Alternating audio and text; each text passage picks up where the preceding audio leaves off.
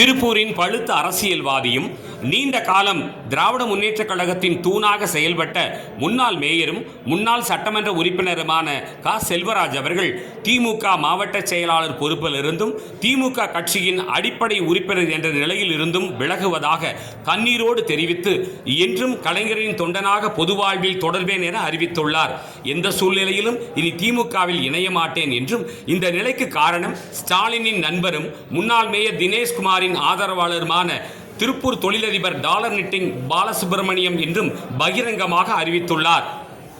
மிகுந்த மனவேதனையோடு இன்று முதல் திருப்பூர் மத்திய மாவட்ட செயலாளர் பொறுப்பிலிருந்தும் கழகத்தின் அடிப்படை உறுப்பினர் உட்பட்ட அனைத்து பொறுப்புகளும் நான் விளைகிறேன். கடந்த என் உயிர் மூச்சு உள்ளவரை தலைவர் கலைஞர் அவர்களின் உணர்வோடு தான் வாழ்வேன். மக்கள் பணியே உண்மையான பணி.